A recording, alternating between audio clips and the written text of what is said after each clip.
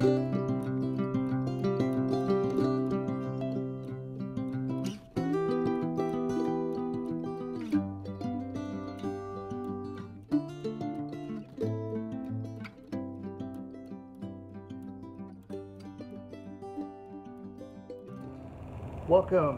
back to the Cheap Air Gunner channel. I am Cherokee Steve. We are going to get on to our next modification here in regards to our 1322. It's going to be partially a reassembly of the gun. Partial reassembly. We're also going to be doing a reinforcement modification. Now, the first step here is kind of both simultaneously. And what I mean by that is we're going to be taking our pump tube. We're going to be reinstalling our valve.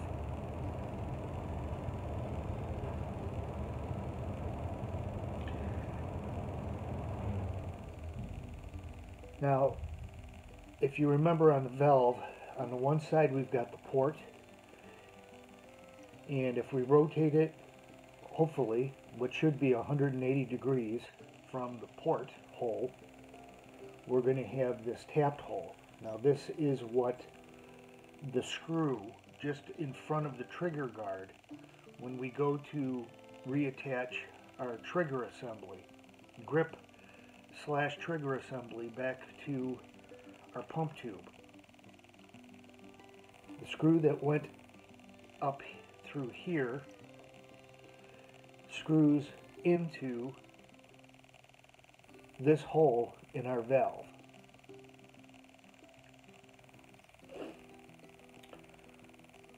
So we're going to find our pump tube, and actually I'm going to start the largest hole out of those two that I just pointed out in the valve is the port itself. So this side of the pump tube, you can see right here, that big hole is where the valve port is going to line up with. I'm going to put a dab of silicone grease on this O-ring.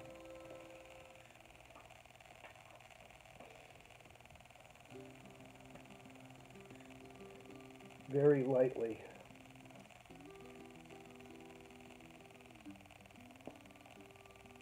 You could use pellet gun oil. That would work.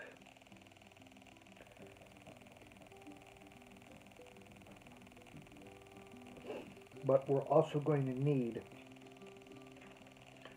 our wooden dowel.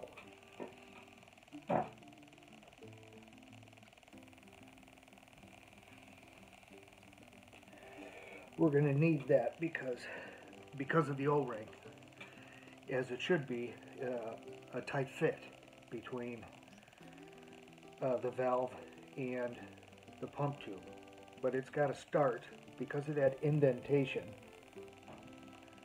that the back of the valve actually butts up against.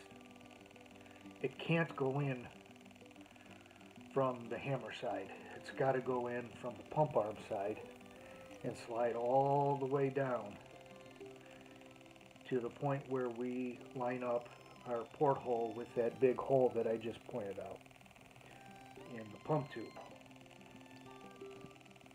So we're going to try to get this started with turning and lining up the hole that represents the port, transfer port in the valve, the porthole, with the big hole in the tube.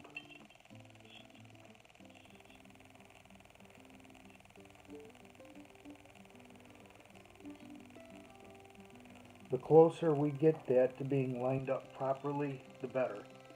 If it's slightly off, we have a way of making adjustments once it gets down here. If it's too far off, we're going to have to push the valve back out and start all over again.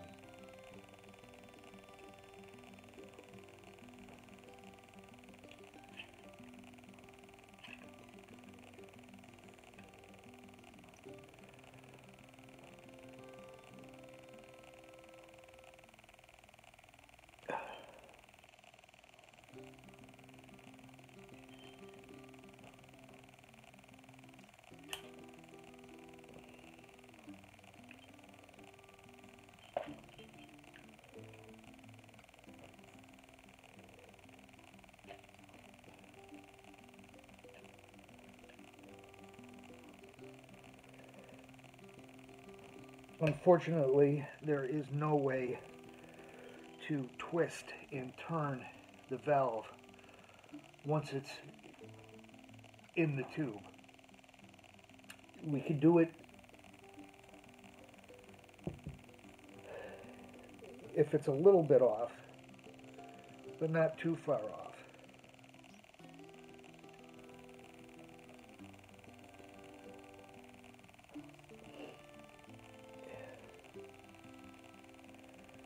Mine is not lined up as well as I was hoping.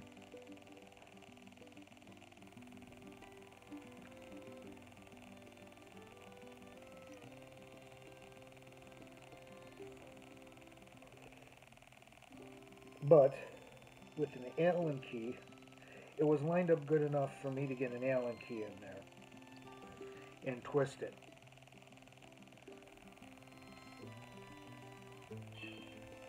I think this might be able to go in a little bit more.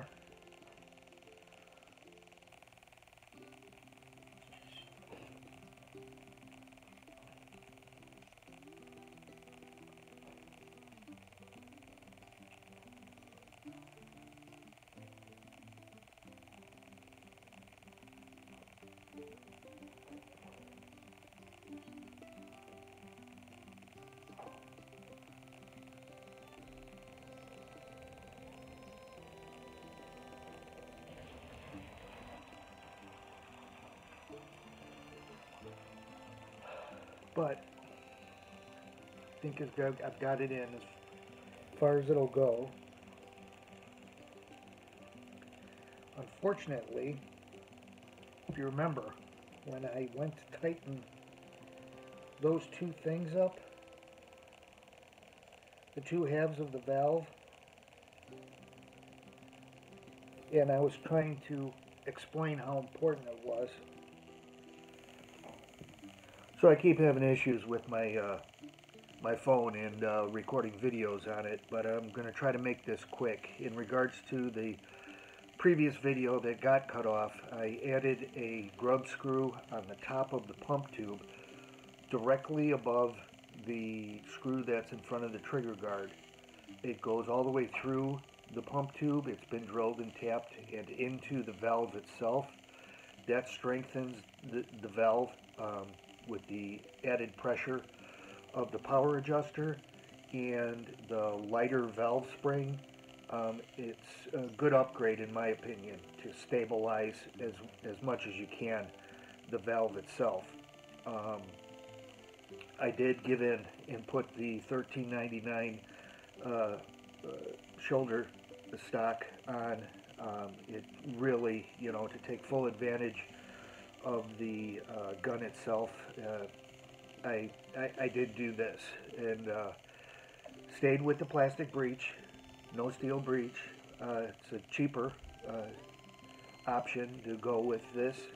One of the things I did with this in regards to the two grip screws that normally hold it on, it still had a little bit of play in it, so I added a stainless steel screw on the bottom here. Sits just below the surface of the bottom of the grip, goes through the stock and drilled and tapped a 632 hole to match the screw through the bottom of the metal grip frame. So that was an upgrade there. The other thing is the pump handle itself. back when I was modifying my 2289 backpacker, I went and got the wooden copy of the older backpacker pump handle, which is the best pump handle, the best looking one that I've ever seen. But the other one that I really liked and went ahead and got and couldn't decide, ultimately made a decision between the two, but had this one. This is, it reminded me of a 2250, or a combination of a stock 13 series pump handle with this portion right here looking like a 2250 forearm grip. 2250 is a CO2 pistol by Crossman, but the forearm looks very similar to just this portion of this grip, and I really like the way that that looks. It makes for a great functional grip, much wider than the stock one. I painted it with the truck bed liner and clear coated it. There is some rubbing, as there's going to be, because there is a bit of play side to side in the pump handle, but it does tend to hit the trigger guard.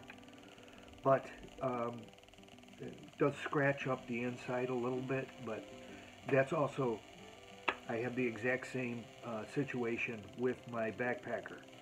So there's just no way of really getting around it unless you would take a Dremel tool and grind away a lot of the wood on the inside where it's making contact.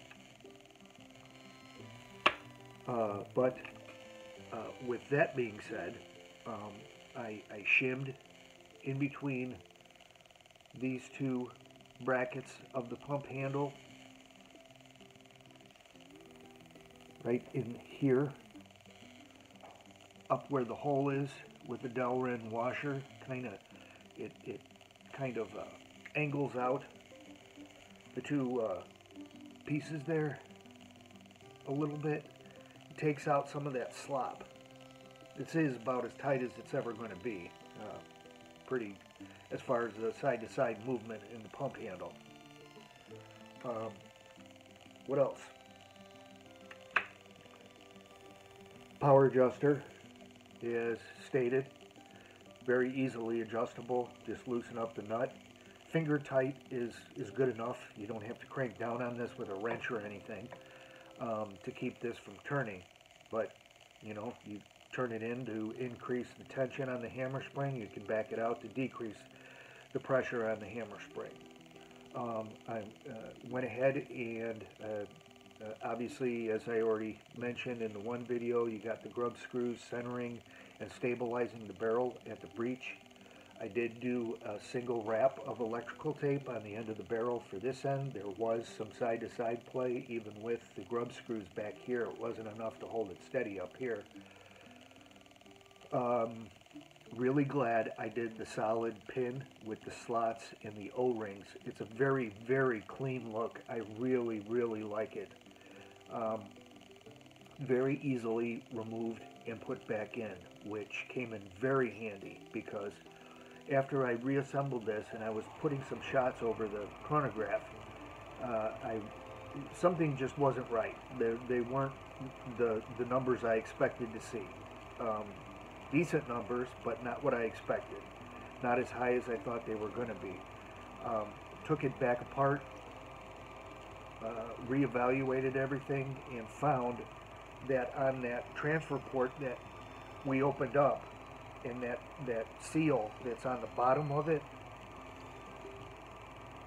I ended up breaking it, splitting it, which must have came with the transfer port being crooked at some point when I was trying to position the breech on top of the pump tube with that transfer port in between. It must have been crooked and got pushed down, probably on an angle before it straightened out. But as it pushed down on an angle, it sliced right through that seal. That's what I'm guessing happened. But at that point, I do have some extra seals from past projects, and ordered some extra ones from Crossman. At that point, rather than using, I figured that issue is probably just going to happen again, and I'd end up having to tear down the gun again. So what I ended up doing was doing the old, you may have heard of it, the refrigerator water line upgrade. What basically you do is take, go to the hardware store. This is a 170.170 inside diameter and a 1/4 inch outside diameter. And you don't need this amount. Unfortunately, this is what they sold it in. You just need a tiny fraction, cut straight as you can get it with an X-Acto knife. Kind of have to guess at the overall length you're going to need to sit on the chamfer, on the pump tube, where the transfer, this is going to take the place of your, this is going to be the transfer port. It is flexible, so it does offer some compressing characteristics, and along with that some sealing characteristics all in itself. But with that 170 inner diameter, it makes for absolutely no bottlenecking of any air transferring from the valve up to the barrel. I had to cut this 4 times before I came up with the length I actually needed. I was cutting them too long and kept cutting down on the length until I could get a good compression and yet seal between the breech and the pump tube. This is very common. I did this on when I modded my 2240. I used this as a replacement transfer port, and it seems to be working well with this one. I'll do another video on the crony numbers that I get, but that ended up being a solution to, although invested a lot of work, definitely keep this transfer port. May have a project I could use it for in the future.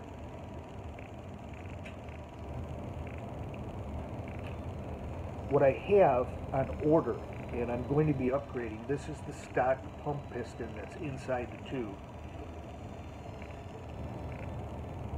There is a replacement pump piston that Crossman uses in their custom shop pump guns. It's stiffer. It offers a much better pumping experience, and I'll explain the differences and what the stock versus the upgraded one looks like. I've got the upgraded one on order. I'm just waiting, should have it by this weekend. Show you the differences when that comes in. I have something else that's coming in. I'm excited about showing you guys that. But the trigger is nice. That sear mod, that sear spring mod really made a big difference. One of the things that's necessary now, before you go to pump it, with that really light valve spring, the hammer needs to be pulled, the bolt along with the hammer needs to be pulled back and locked in a rearward position prior to pumping.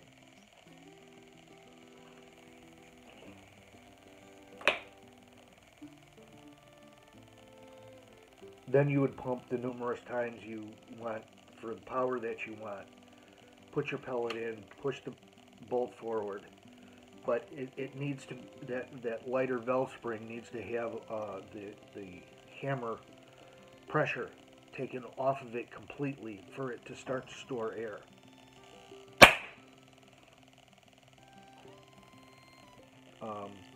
The other thing I wanted to mention, as far as all of the features and upgrades that come with the gun, as far as coming with the giveaway, I will be including